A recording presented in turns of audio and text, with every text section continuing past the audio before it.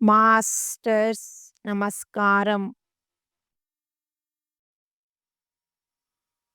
Savitri consciousness.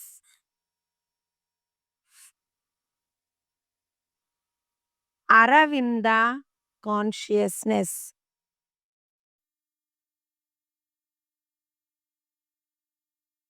Yoga teach, ప్రాణ treat.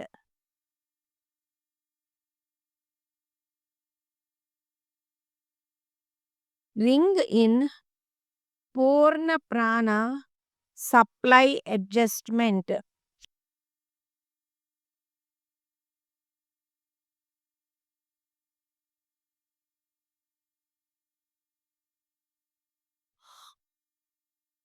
Let us meditate on the most auspicious form of Savitri, on the light of the Supreme, which shall illumine us with the truth.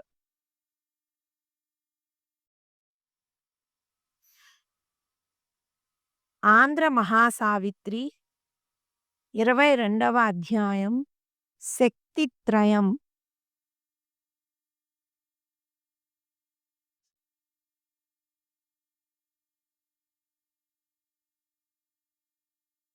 ఆమె మాటలకు అజ్ఞాన తిమిరాంధ లోకం నుండి సమాధానం వచ్చింది. అది భయంకర వికటాట్టహాసం. మానవ మేధ ప్రామాణికం కాదు. వివేకం ముక్కచెక్కలవుతుంది, తునాతునకలవుతుంది. మేధ, వివేకం భౌతిక ప్రయోజనాలకు పరిమితం. మనిషి మేధ అజ్ఞానంలో బందీ అయింది. ప్రజ్ఞ ముందు మానవ మేధ నిష్ఫలం. అందుకే మనిషి పరమాత్మ జోలికి పోడు. చిల్లర దేవుళ్ళను ఆరాధిస్తుంటాడు. తానే బ్రహ్మమనే విషయం మరచిపోతాడు. మనిషి భౌతిక రూపాలను, బాహ్య ప్రపంచాన్ని మాత్రమే చూడగలడు. రూపం లేని పరమాత్మను ఆరాధించడానికి మనిషికి మనసొప్పదు. తన వివేకంతో పరిశోధిస్తాడు. అది ఉపరితల శోధన. లోతులకు వెళ్ళడు. మధ్యన ఆగిపోయి హృదయంతో వినోదిస్తాడు. పైపైన ఎంత శోధించినా సత్యం కనిపించదు.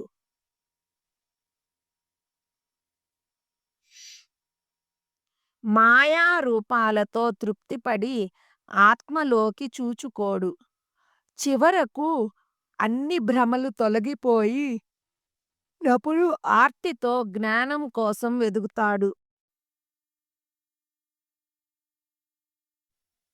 చివరకు అన్ని భ్రమలు తొలగిపోయి నప్పుడు ఆర్తితో జ్ఞానం కోసం వెతుకుతాడు. జ్ఞానానికి వివరణలు, వ్యాఖ్యానాలు అవసరం లేదు. తనలోకి వెళ్ళడమే అసలైన జ్ఞాన మార్గం. బాహ్య రూపాలు ఏవి అందుకు సహకరించవు. తన తెలివితో ఎంత వెతికినా చేతికి ఏదీ అందదు. శూన్యంలోకి దూకడం ఒక్కటే అసలైన అన్వేషణ.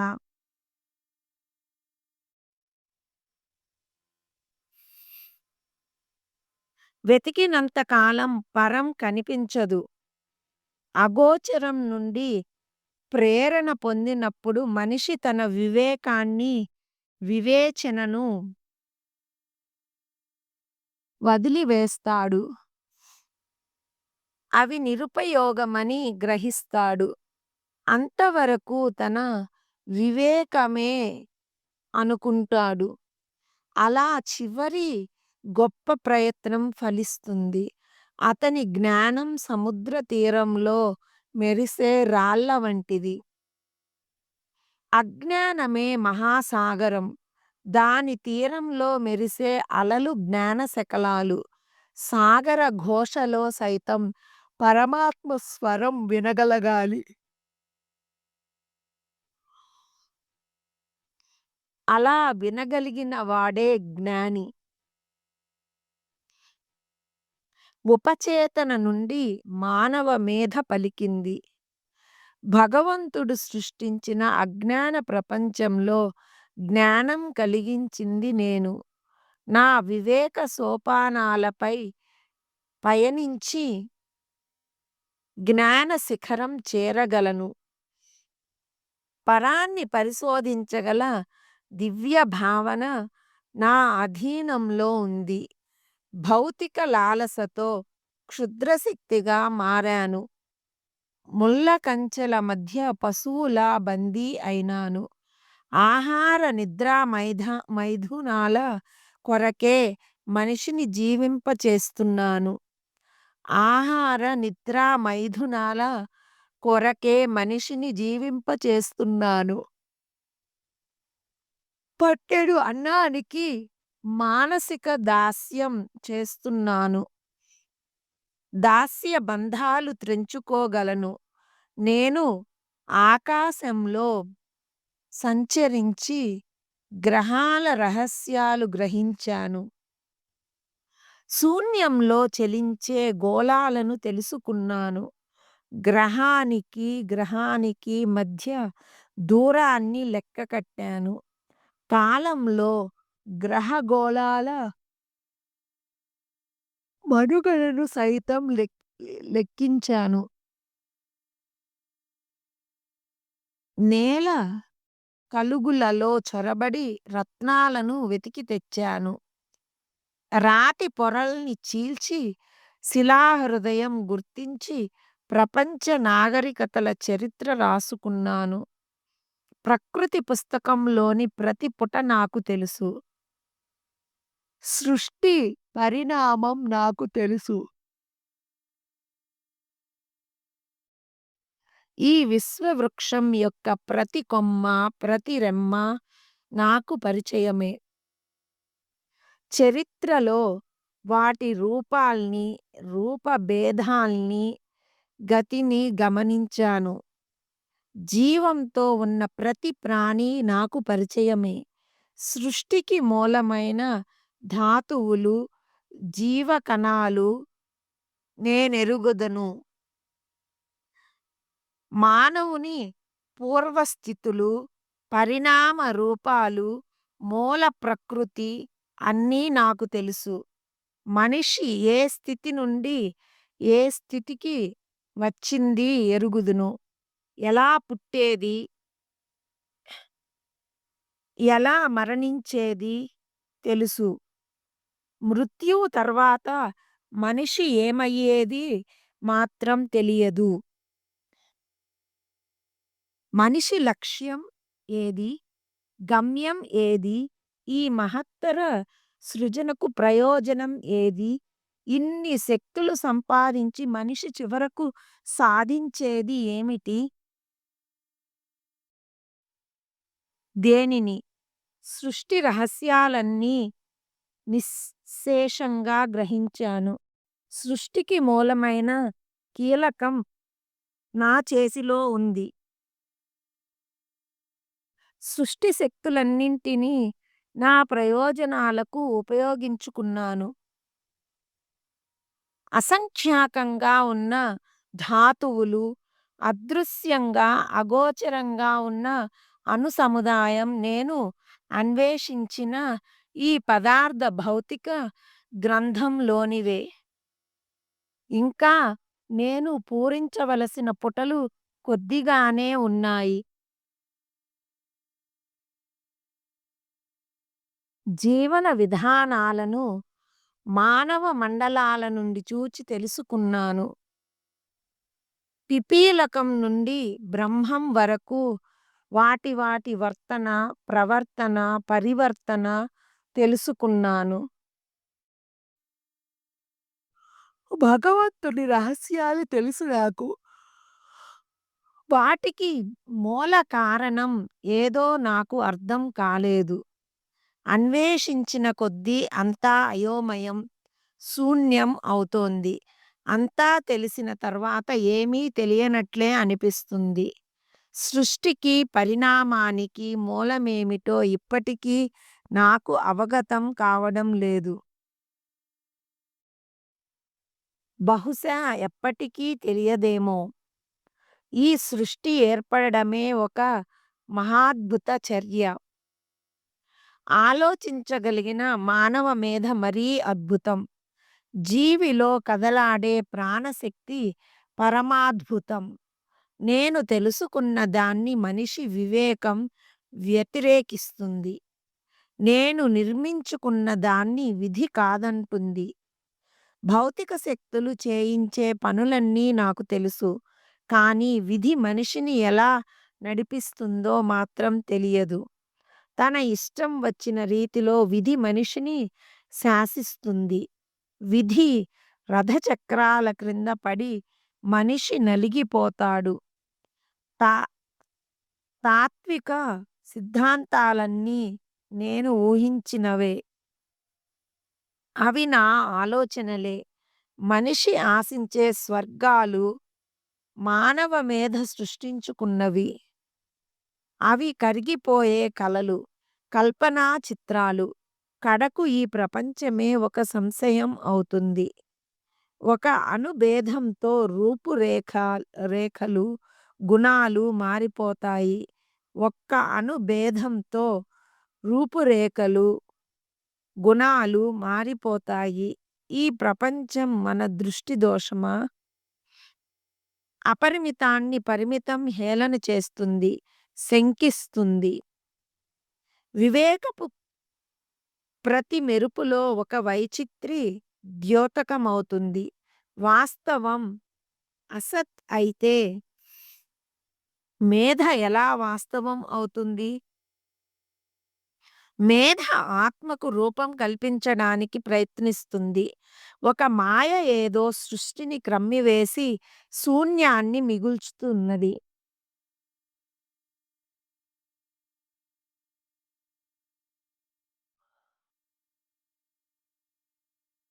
నేనొక్కరు ఊర్ధ్వచేతన స్థితిని చేరినంత మాత్రాన, అశాశ్వతమైన దానిని జయించినంత మాత్రాన ప్రయోజనం ఏమిటి? అశరీరి అయిన ఆత్మను ఎంతకాలం అన్వేషించును? అగోచరమైన దాని కోసం ఎంతకాలం వెతికి ఏం ప్రయోజనం? అల్పబుద్ధి మనల్ని అజ్ఞాతం నుండి రక్షించదు. అగమ్యంగా ఉంటున్న నన్ను మృత్యువులోకి ఆహ్వానించకు. ప్రతి జీవి ప్రకృతి ధర్మానుసారం జీవించవలసిందే. కనుక సహజమైన విధిని తప్పించుకోవడం అసాధ్యం. నేను మనిషిని. నన్ను మనిషిగా బ్రతకనివ్వండి. శాశ్వతంగా కన్ను మూసే వరకు మనిషిగానే మననివ్వండి. ఇదొక ప్రలోభం. ఇదొక మాయాజాలం. ఈ నేలపైన భగవంతుని వెతకడం అవివేకం. సత్యం కాలంతో ముడిపడి ఉన్నదనుకోవడం భ్రమ. ఆత్మను, లోకాన్ని ఉద్ధరించాలని అంగలార్చడం అజ్ఞానం. మనిషి ఎలా మృత్యువును జయించగలడు? ఎలా అమృతుడు కాగలడు? అది దేవతలకే సాధ్యం కాని మనుషులకు మరీ అసాధ్యం. రణభేరి నినాదం వలె వినిపించిన మానవ అంతర్వాణి అది. సావిత్రి తన ఆత్మను ఉద్దేశించి సమాధానం చెప్పుకున్నది. ఓ తేజస్విని, శాంతికి, కాంతికి ఆలవానమైన జగన్మాత, మహాదేవి, నా ఆత్మశక్తిని సృష్టి శిఖరాగ్రానికి చేర్చే పరాశక్తివి, ఆదిశక్తివి నీవు. నీలోని ఒక అంశను నేను. కనుక నీవే నేను, నేనే నీవు. నీ దివ్య స్పర్శతో నా ఆత్మ జాగృతమైంది. నీ సహాయంతోనే నా ఆత్మ పరమాత్మను చేరగలదు. నీ వల్లనే లోకంలో ప్రేమ ఉదీప్తం కావాలి. నిశీధంలో దివ్య ప్రజ్ఞ మేల్కొంటుంది. మానవ మేధ శిలగా మారిపోయింది. అమృత వర్షం కురవనిదే ఈ నేలపైన దివ్య పారిజాతం ఎలా పుష్పించగలదు? ఈ మానవ జీవన తరుశాఖలపై దివ్య శాబకం ఎలా వాలి విశ్రమించగలదు? నందనవన సౌరభాలు మానవ ప్రపంచంలో ఎలా గుబాళిస్తాయి? నీవు ప్రజ్ఞా కిరణాలను భూమిపైన ప్రసరింపచేసినా వాటిని ఏదో మెరుపులని మనిషి భ్రమపడుతుంటాడు. అతని ఆత్మశక్తి అహంకారంతో కలుషితమైంది. యోగి హృదయం ఏకాంతంగా కలలు కంటుంది. అప్పుడే పరమాత్మ ప్రవేశానికి వీలున్నది. మనిషి పరలోక వాంఛను తీర్చవలసింది నీవు. మనిషి హృదయంలో దివ్యాగ్నుల్ని రగిలించేది నీవు. మనిషి శరీరంలోకి జీవితంలోకి పరబ్రహ్మను ఆవాహన చేయవలసింది నీవు. ఆ పరబ్రహ్మ వర్చస్సుతో అనుగ్రహంతో నేను తిరిగి వస్తాను. ఆ నిర్గుణ నిర్మల సచ్చిదానందం నీవు అనుభవించగలవు. అప్పుడే పవిత్రమైన ఈశ్వర ప్రణిధానం సాధ్యమవుతుంది. ఇప్పుడు ఈ లోకం దివ్యంగా భాసిస్తుంది. లోకాలన్నీ అప్పుడు ఈ లోకం దివ్యంగా భాసిస్తుంది. లోకాలన్నీ శాంతి పూర్ణాలై క్రాంతి గోళాలవుతాయి. లోకాలన్నీ శాంతి పూర్ణాలై క్రాంతి గోళాలవుతాయి. మాస్టర్స్ నమస్కారం. Masters consciousness